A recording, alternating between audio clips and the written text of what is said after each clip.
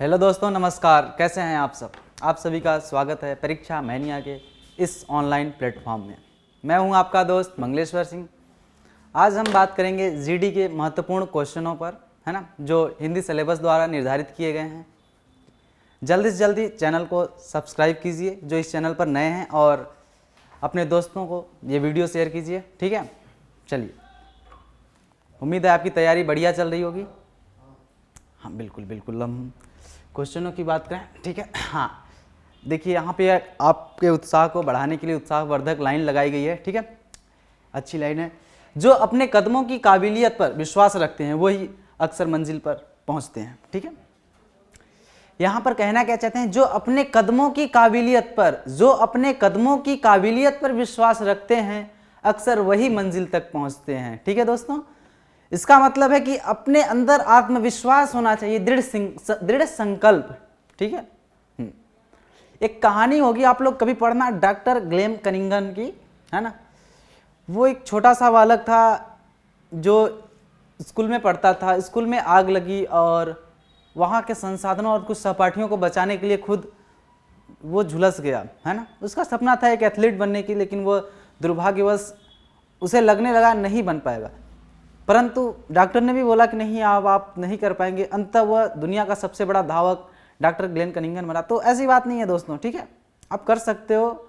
खुद पर भरोसा रखो, विश्वास रखो, है ना, और आप ही कर सकते हो। इतना भी वो ओवर कॉन्फिडेंस नहीं रखना। हाँ, आप कर सकते हो। ठीक है, हमेशा प्रयासरत रहो। हाँ, हो सकता है आप एक बार में सफल नहीं हो रहे हो, इसका मतलब ये नहीं है कि आप प्रयास करना बंद कर दें, है ना।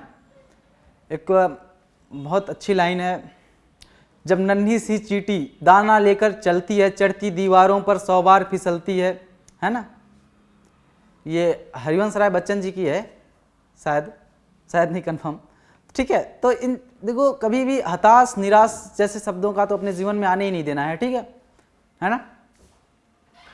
नेपोलियन को सुना होगा, है ना, सिकंदर को सुना है। तो इनका मानना था कि असंभव नाम का शब्द ही नहीं था इनकी डिक्शनरी में। ठीक है, चलिए अब अपने क्वेश्चनों पर ध्यान देते हैं। ज्ञान की बातें हो गई, ठीक है। चलिए, बिल्कुल दोस्तों, देखिए, हाँ, अब बात कर लेते हैं, 1 मिनट इन क्वेश्चनों पर बात करते हैं। जो क्वेश्चन मैं लाता हूँ, ठीक है, मैं पिछले 3-4 वर्षों से हिंदी से जुड़ा हूँ। लगभग मेरी दिल्ली विश्वविद्यालय से हिंदी विषय में पढ़ाई हुई, और उसके पश्चात मैं कुछ कोचिंग संस्थाओं में मैंने हिंदी के लिए काम किया। ठीक है, और कहा जाए तो हिंदी से प्रेम है, हिंदी से लगाव है। ठीक है, फिर मैंने अंततः पढ़ाने का निर्णय लिया और आप लोगों के सामने हूँ। तो ये जो है ना, ये जो क्वेश्चन मैं ला रहा हूँ, ये मेरे व्यक्तिगत, मैं जिन क्वेश्चन पेपर को देखता हूँ, अध्ययन कर रहा हूँ, तो मुझे लगता है कि ये क्वेश्चन जो है इनके जो क्वेश्चन मैं ला रहा हूँ, इनके आने की जो संभावनाएं हैं अधिक हैं।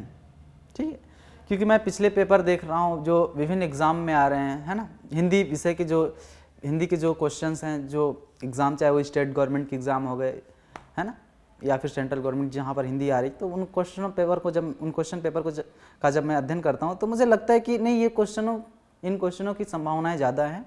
ठीक है, तो मैं उन क्वेश्चनों को सिलेक्ट करता हूँ वहाँ से, और आप लोगों के समक्ष लाने का प्रयास कर रहा हूँ, है ना, धीरे धीरे, ताकि आप इन क्वेश्चनों का फ़ायदा ले सकें, समझ सकें कि पेपर कैसे आ रहे हैं, किस टाइप से क्वेश्चन आ रहे हैं, है ना। बहुत डिफ़िकल्ट क्वेश्चन नहीं आते हैं, नॉर्मल क्वेश्चन आते हैं। बस आपको अपनी तैयारी थोड़ी सी बेहतर करनी पड़ेगी, है ना। उम्मीद है आप सब बढ़िया होंगे, अच्छे पढ़ने वाले होंगे, ठीक है, बिल्कुल सिलेक्टेड होंगे। चलिए अपने क्वेश्चनों पर ध्यान देते हैं। देखिए क्वेश्चन क्या है हमारा, समानार्थी शब्द चुनना है। क्या? समानार्थी का मतलब होता है कि ऐसे शब्द जिनका अर्थ क्या हो, समान हो। तो हमें क्या कहेंगे, हमें समानार्थी शब्द का चुनाव करना है। ठीक है दोस्तों, समानार्थी शब्द चुनना है। तो देखिए पहला क्या है, चतुर, है ना। चतुर का मतलब समझ रहे हैं ना, जो व्यक्ति चालाक हो, थोड़ी सी छल की भी भावना हो उसके अंदर, है ना।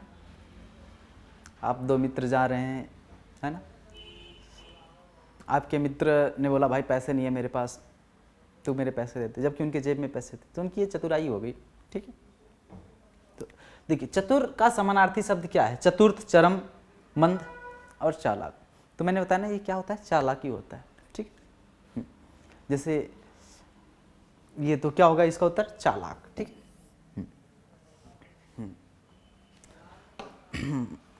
अफजल। सही वर्तनी वाले शब्द का चयन कीजिए। सही वर्तनी, ऐसा शब्द जिसकी वर्तनी क्या हो दोस्तों, ऐसा शब्द चुनना है जिसकी वर्तनी क्या हो, सही हो। तो देखिए क्वेश्चन क्या है, पौराणिक है ना, पौराणिक और फिर पुराणिक और फिर पौराणिक। ठीक है, तो पौराणिक मतलब होता है कि पौराणिक, धार्मिक, है ना। तो पूछा है कि सही वर्तनी वाले शब्द का चयन कीजिए, तो क्या होगा, पौराणिक, पुराणिक और फिर पुराणिक और फिर पौराणिक। तो क्या होगा, उत्तर क्या होगा आपका, पौराणिक। ठीक है, पौराणिक होगा दोस्तों। ठीक है, ठीक है ना जी, बिल्कुल। चल, ज़्यादा से ज़्यादा वीडियो को शेयर करें। देखिए अब क्या है, अनिर्वचनीय शब्द का शुद्ध वर्तनी है। ये जो शब्द है, कह रहा है ये जो अनिर्वचनीय शब्द है, ये कैसा है शब्द, ये अशुद्ध शब्द है। इसका जो शुद्ध रूप होगा, जो शुद्ध शब्द होगा, हमें उस शब्द का क्या करना है दोस्तों, चुनाव करना है। वो शब्द कौन सा है, जो इसका जो शुद्धतम रूप है, जो शुद्ध शब्द है, वो शब्द कौन सा है। ठीक है, जैसे अनिर्वचनीय, अनिर्वचनीय, अनिर्वचनीय और फिर अनिर्वचनीय। ठीक है, तो शब्द क्या होगा, अनिर्वचनीय, अनिर्वचनीय। तो इसमें उत्तर कौन सा होगा, आप देखें, अनिर्वचनीय फिर अनिर्वचनीय, तो क्या होगा, ये होगा आपका सी नंबर। ठीक है, हाँ चलिए नेक्स्ट क्वेश्चन की ओर ध्यान देंगे। ठीक है, समझ में आ रहा है जी, हाँ। अनुचित बात है ना, अनुचित बात करने के लिए, अनुग्रह करना के लिए एक शब्द है, अनुचित बात, है ना। जैसे आप 3-4 मित्र खड़े हैं, है ना, कुछ बालिका, कुछ आपकी मित्र जा, कुछ महिला मित्र जा रही हैं आप में से किसी की, या फिर कोई भी जा रहा है ना, आप उस पर टिप्पणी कर रहे हैं, या आपके मित्र बोल रहे हैं भाई इसको कुछ बोलना जरा, है ना। तो ये क्या होता है, अनुचित बात, है ना, जो उचित नहीं है उस बात को करने का जब आग्रह कर रहे हैं, तो उसके लिए क्या होगा, एक शब्द। ठीक है, दुराग्रह, दुरूह और दुराधर्ष और फिर दुराशय, है ना। तो अनुचित बात करने के लिए जो अनुग्रह करता है, जो आग्रह करता है, उसके लिए एक शब्द होता है दुराग्रह, है ना। वो उचित नहीं है, हालांकि ध्यान रखना कभी किसी के सम्मान को ठेस मत पहुंचाना जीवन में, है ना। तो कोशिश करना कि कभी किसी के साथ अनुचित बात ना करो, या फिर किसी के लिए ऐसे शब्दों का प्रयोग ना करो जिससे सामने वाले को आहत पहुंचे। ठीक है, चलो अगले क्वेश्चन की ओर ध्यान देते हैं। उद्यम का विलोम शब्द क्या है, उद्यम, है ना। एक शब्द सुना होगा उद्योग, लेकिन यहाँ पे शब्द क्या है, उद्यम। उद्यम का मतलब होता है मेहनती, है ना, परिश्रमी, जो परिश्रम करता हो, है ना। आप में से बहुत उद्यमशील विद्यार्थी होंगे, 18-18 घंटे, 12-12 घंटे पढ़ रहे होंगे, सिलेबस को 2-2 बार पढ़ लिया होगा, है ना, रिवीजन चल रहा होगा। तो ये शब्द हो गया क्या, उद्यम। उद्यम का विलोम शब्द क्या होगा, उद्यम का विलोम, विलोम मतलब उल्टा। ठीक है, तो उद्यम का विलोम क्या होगा, प्रवीण, आलस्य, नीरज और निरुक्त। तो मैंने क्या बताया था, उद्यम का मतलब होता है कि परिश्रमी। ठीक है, तो उसका विलोम क्या होगा, आलस्य। ठीक, उद्यम का। ठीक है दोस्तों, समझ में आ रहा है। चलिए नेक्स्ट क्वेश्चन की ओर ध्यान देंगे। हाँ, अब पृथक करना, पृथक का सही विलोम है पृथक, है ना, पृथक। तो पृथक का मतलब होता है कि अलग कर देना, है ना। तो पृथक का जो सही विलोम होगा वो होगा क्या, संयुक्त, है ना। पृथक का सही विलोम क्या होगा, संयुक्त, है ना। एकत्र नहीं होगा दोस्तों, एकत्र में कंफ्यूजन हो जाते हैं, लेकिन एकत्र नहीं, संयुक्त होगा। पृथक का जो विलोम होगा, सही विलोम होगा, शुद्ध विलोम होगा, वो क्या होगा, संयुक्त होगा। ठीक है, अगले क्वेश्चन की ओर ध्यान देंगे। जिसका वर्णन नहीं किया जा सकता, है ना, जिसका वर्णन नहीं किया जा सके के लिए कोई एक उचित शब्द बताइए, है ना। अभी जिसका वर्णन नहीं किया जा सकता, उसके लिए उचित एक शब्द बताइए। अब जिसका वर्णन नहीं किया जा सकता उसके लिए क्या शब्द होगा, ये देखते हैं। हमारे पास क्या ऑप्शन है, वर्णनीय, अवर्णनीय और फिर अनुवर्णनीय और कथनीय, है ना। जिसका वर्णन, है ना, जिसका वर्णन नहीं किया जा सके उसके लिए एक शब्द बताइए, क्या होगा।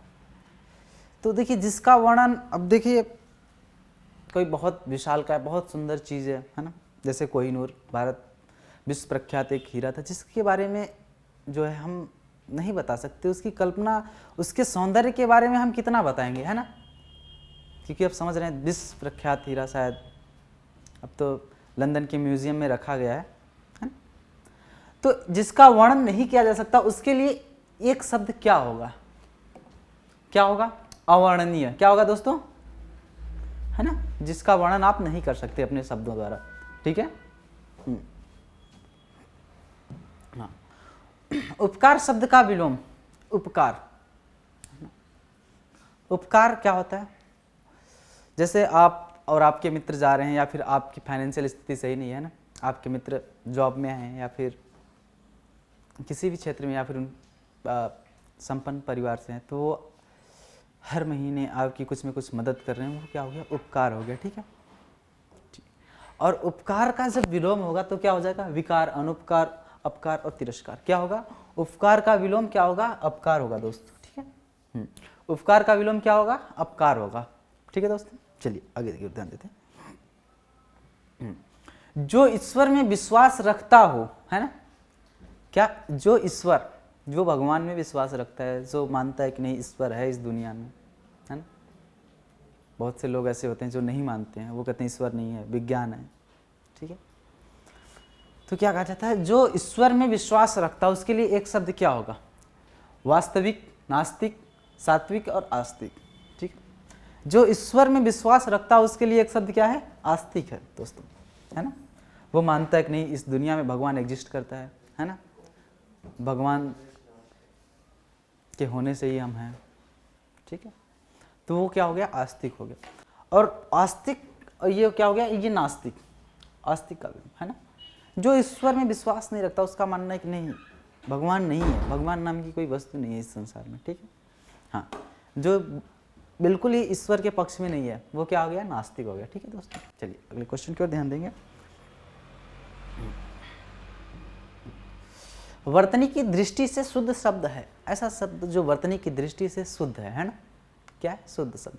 ऐसा शब्द जो वर्तनी की दृष्टि से क्या है, शुद्ध है, हम उसे क्या कहेंगे, ठीक, देखिए।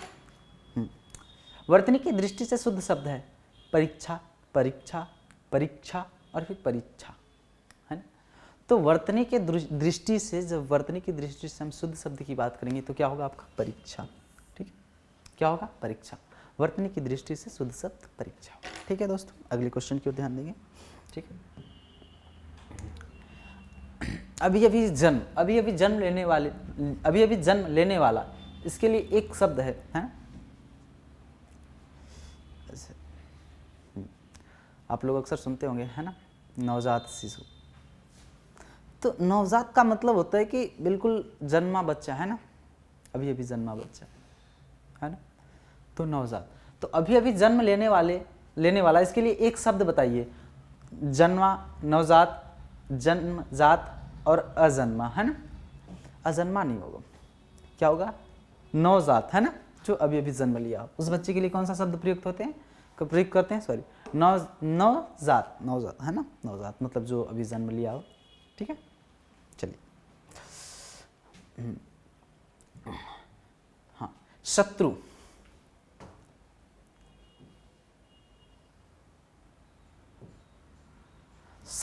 शत्रु का विलोम है शत्रु, है ना, शत्रु, दुश्मन, है ना, जिससे आपकी दुश्मनी हो, है ना, आपको मारना चाहता हो, नहीं भी चाहता तो मन में ऐसे भाव रखता हो, ठीक है। शत्रु का विलोम क्या होगा, हितैषी, हितकारी, मित्र और फिर अमित्र। तो शत्रु का विलोम क्या होगा, मित्र होगा, है ना। मित्र जो आपके बारे में अच्छी भावना रखता हो और आपकी अगर कहीं लड़ाई हो तो सबसे पहले आपके साथ है ना। चलिए, वो क्या हो गया, मित्र हो गया, ठीक है दोस्तों। चलिए, है ना, अगले क्वेश्चन की ओर ध्यान देंगे। कल्प वृक्ष का पर्यायवाची है ना। कल्प वृक्ष क्या है, कल्पना है, आप लोगों ने पढ़ा होगा, है ना। ऐसा वृक्ष जिसके नीचे जाकर उसके नीचे बैठकर या फिर उसके छाया में कुछ भी मांगो वो चीज़ें मिल जाती हैं। हालांकि ऐसा कुछ मुझे नहीं लगता कि रहा होगा या फिर है, ठीक है, मेरे व्यक्तिगत विचारों में, है ना। तो कल्प वृक्ष का पर्यायवाची है ना, जो कल्प वृक्ष शब्द है इसका पर्यायवाची क्या होगा, ठीक है। परिजात, कल्पतरु और देव वृक्ष, है ना। तो ये सब जो है ये कल्प वृक्ष के पर्यायवाची हैं, ठीक है। कल्प वृक्ष के क्या है, पर्यायवाची है, ठीक है। तो क्या है, सभी हैं, ठीक है। हाँ जी, चलिए आगे की ओर ध्यान दीजिए। मानवता का विलोम है। हालांकि ये बड़ी मुश्किल है कि मानवता मानवों में बची हो, है ना। अगर मानवता को वास्तव रूप से समझा जाए, सब एक दूसरे को मारने काटने में लगे हुए हैं, चाहे किसी भी क्षेत्र में हो, है, ठीक। तो क्या है, मानवता का विलोम है। मानवता, दानवता, सहृदयता, मनुष्यता और फिर समरसता, है ना। तो मानवता, मानव क्या है ये तो पता है। और दानव वही जो उत्पाद में चाहे उड्डयन करे, है ना, जिसके मनोभाव में ही खुराफात हो, है ना। तो क्या हो गया, दानव हो गया, है ना। तो मानवता का विलोम दानवता, है ना, ठीक है। अब तो फर्क बहुत कम ही समझ में आता है मानव और दानव में, अगर वास्तविक रूप से तत्कालीन समय को देखा जाए, जो अभी, ठीक है, लोगों के भावों को समझा जाए तो, ठीक है। चलिए अगले क्वेश्चन की ओर ध्यान देंगे। इनमें से जल का समानार्थी शब्द कौन सा नहीं है, जल, ठीक है, पानी, वाटर। तो जल का समानार्थी शब्द नहीं है, पानी, नीर, अम्बु, है ना, और फिर नल। तो नल देखिए, अगर यहाँ पे समझिए जल और नल, तो नल क्या होता है कि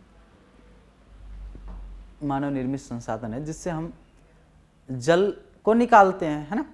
नल है वो माध्यम है जिससे कि हम जल को निकालते हैं, चाहे वो घरों में लगे हुए हों या फिर हैंडपंप वगैरह, ठीक है। तो नल नहीं होगा, ठीक है, ये, ठीक है। अगला क्वेश्चन देखिए। हाँ, आग में घी डालना, आग में घी डालना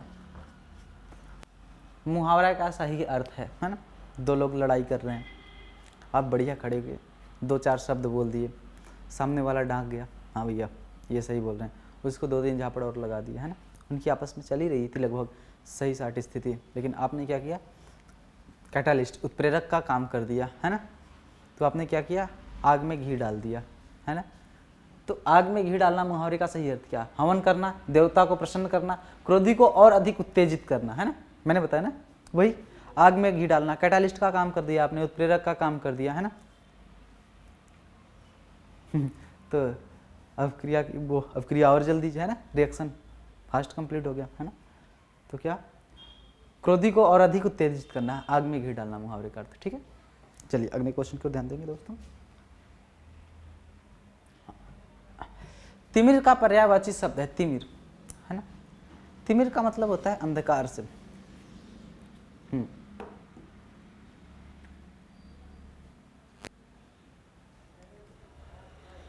तो तिमिर का मतलब होता है, तिमिर का पर्यायवाची है। तो तिमिर का पर्यायवाची क्या है, अंधकार, है ना, अंधकार, ठीक है। सूरज, भास्कर, सूर्य का, है ना, रात्रि, निशा, ठीक है। तो तिमिर का पर्यायवाची क्या होगा, अंधकार होगा, ठीक है दोस्तों। चलिए आगे, जंगल में लगने वाली आग को क्या कहते हैं, हमने पढ़ाया था ना, पिछले सेट में पढ़ा था शायद। जंगल में लगने वाली आग को क्या कहते हैं, दावानल, है ना। तो जंगल में जो आग लगती है उसे क्या कहते हैं, दावानल, है ना, दावानल। पेट की आग को जठराग्नि कहते हैं, ठीक है। चलिए, हाँ, आँख का पानी ढलना, आँख का पानी ढलना, है ना, इस मुहावरे का सही अर्थ है बहुत क्रोधित होना, बुढ़ापा आ जाना, निर्लज्ज होना, मर जाना, है ना।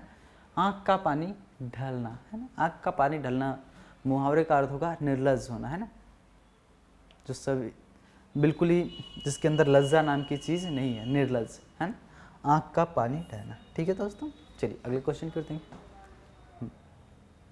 जारज, है ना, जारज का विलोम है औरस। अब जारज क्या होता है, जारज ऐसा संतान होता है जो विवाह के दौरान उत्पन्न हो, ठीक है ना। तो जारज का विलोम क्या होगा, औरस होगा, ठीक है।